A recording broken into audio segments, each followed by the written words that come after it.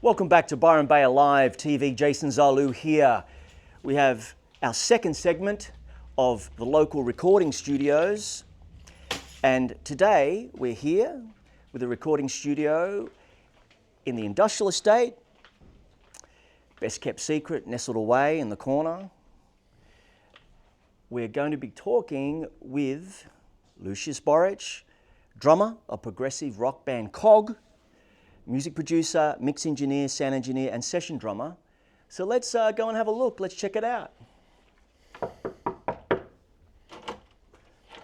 Lucius, how are you, mate? Hello, how are you? What's happening, man? Good. Let's have a look around. Let's check out what you've got going on, man. Yeah, you're welcome. All right. Yeah, we might as well go straight into here. This is the... It's a nice, decent room here. I like it. Yeah, man. this is a live room. So this is the tracking room where we do all the, vocals, guitars, drums, bass. But like, it is a good size to have a whole band in here too, if you want to do the old way, which a lot of people are doing live, in the room. Yeah, well, that's basically what I wanted. I wanted to be able to put at least a 5-piece band in here comfortably.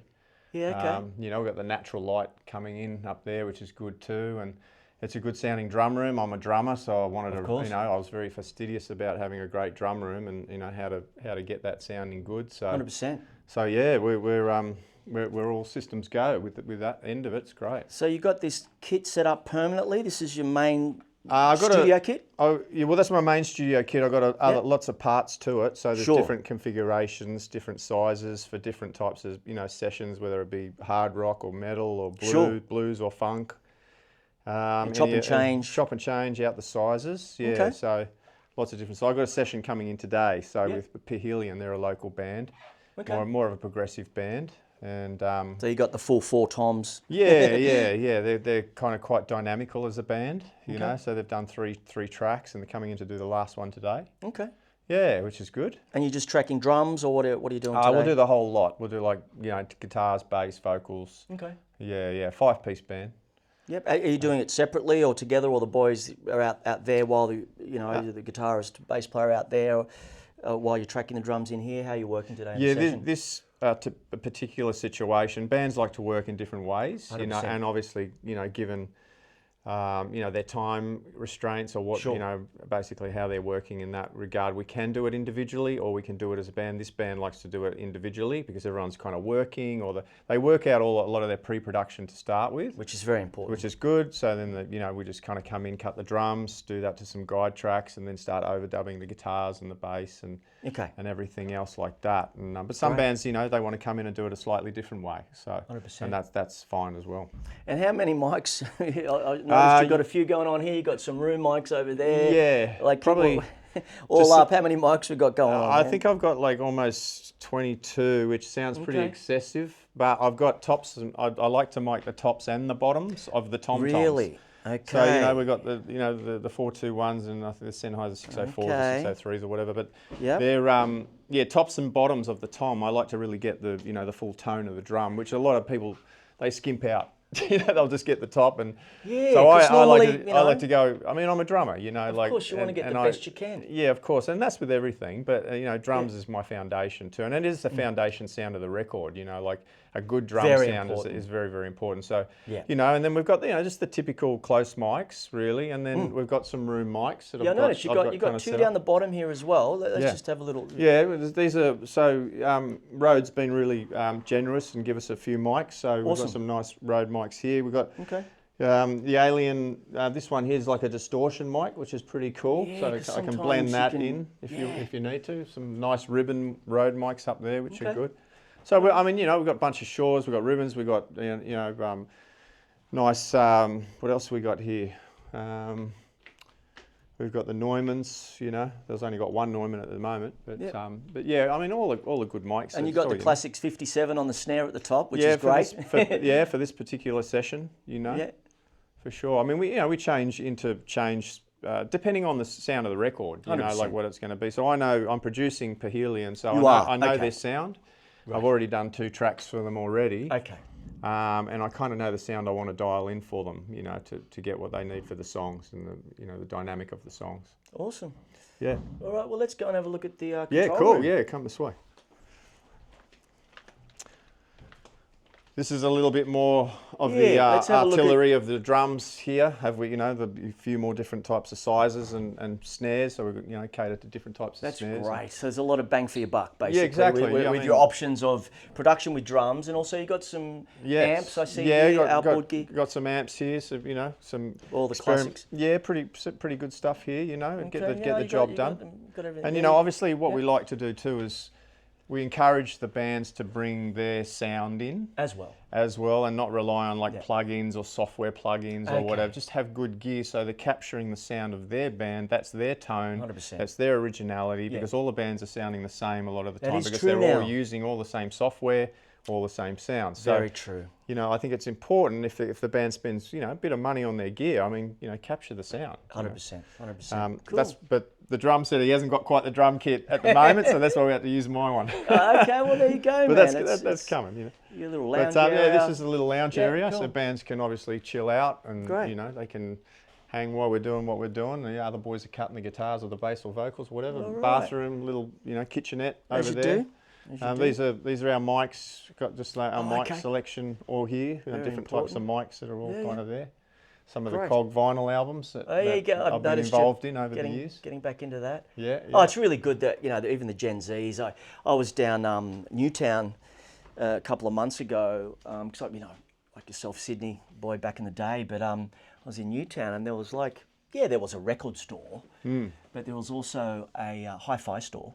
Right. And there was a Kodak shop with a couple of Gen Zs in there waiting for their film to be produced. And I'm like, that's great. Yeah. The younger generation is getting back to that analog thing that we grew up on, the that's touchy-feely. Right. Because there is so much, swiping, next. I think the level of fulfillment, you can only imagine being a young person growing up, So it's great that that's been back for a while now, but it's getting a lot more popular. Yeah, they're getting that, the value in the music a bit more, and the relationship between the artist and the music is 100%. A lot tighter, and because they're investing in actually buying a physical product alone. And it's an experience. I mean, I used to sit down and put the side A on, the headphones in the dark. We all used to do it, right? 100%. Save your money up to go into town, to go to the record stores. You take those records home, and it was like a real thing. It was a treasure trove. And then you pour over the album cover, and 100%. as you do. Yeah. Cool. Let's just we've got a bunch of guitars. Yeah, let's just do a little pan around on that one. Yeah, let's have a check it all out. Seems like you've got everything. Mix match of everything here. Oh, that's beautiful, mate. That's my first. That's my first bass. Not my first bass I bought. I actually bought a Stingray. Okay. Was my first bass, but that was my second. Because I've played bass in bands, and I play bass and stuff like that. And the Cog albums, the first 2 EPs, I played bass on that. So this is my jazz that I bought in. What year is this one? I think that would have been like 90. Well, that's a 90. That's a 73. Yeah, I was saying the actual year. But I think I bought it around 96 or something like that. As you do. So you seem like you've got everything that one would need if they want to. That's right. Just come in. If they didn't have equipment, this is all available. Yeah. That's exactly right. And that comes in with the the price of the per hour rate and stuff like that. I mean, we cut different. Look at those synth. Is that a? This is Moog. We've got a little Moog here. We've got to have a look at that. Yeah, the classic, beautiful. Nice little classic Moog. I actually bought that when I first came to Byron. Okay. Yeah, when I found I really wanted to. I've always wanted one. So but this stuff's really expensive now, again, because it's gone back around. Yeah, some of it is. Yeah, if you get one in a good nick, for sure. So we got different keyboards as other stuff to experiment with and. Yeah. Okay, so let's just have a look at some of the gear you got here. That's this is an analog TOF desk. Here's a 24 channel. Yep. So that's basically off the Trident. The chap who made Trident desk. So he ended up doing these kind of things as well. Really, for the price that you get them and what's with the pre's and everything, they sound great. Really good value. Got Adam speakers there, which is nice. Classic NS10s. Boom, old school. Old school. Yeah, I got used to that sound, and I think once you get used to a shit sound, which is the NS10s, which is it's very flat, very mid-range, as any engineer will tell you. And if you can kind of make it sound half decent on those, it's going to sound and translate, in the outside world and sound pretty. And you got some automation desk there.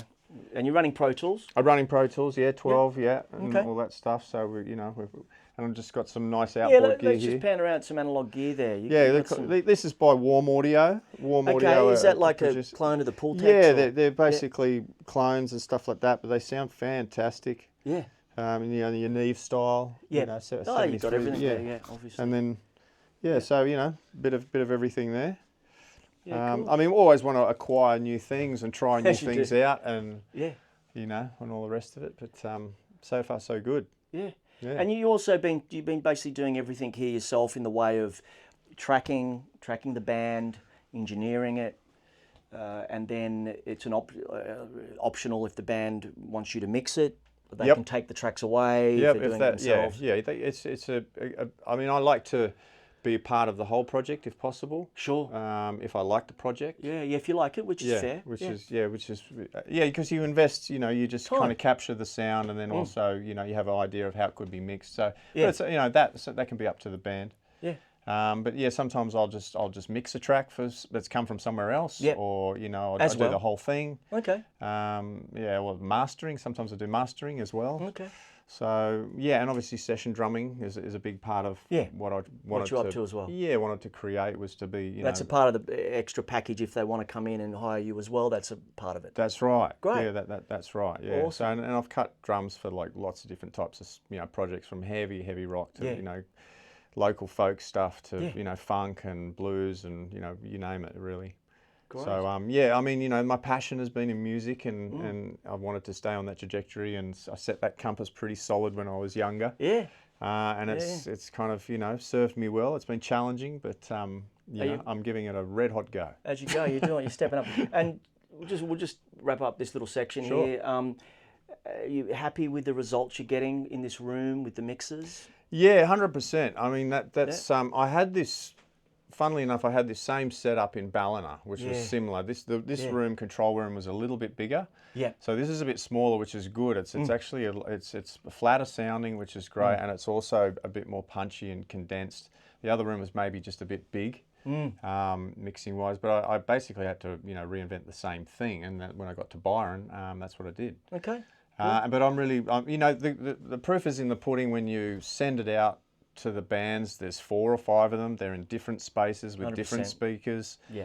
And you maybe get a few comments back that says, "Oh, can you just bump this up or turn that down, or maybe get rid of that reverb on that?" And that's all they're giving you in the mix reviews, mate. You're doing pretty good. That's all right. You don't want that much, so you walk away, going yes, So most of the time, that's the aim of the game, is to try and get bugger all stuff back if you can, and it's working. So I know the room's true. Yeah, I know the room's sounding good out of here, and all that type of stuff. So awesome. Well, let's cut this section and we'll go on to the next one. Sounds good.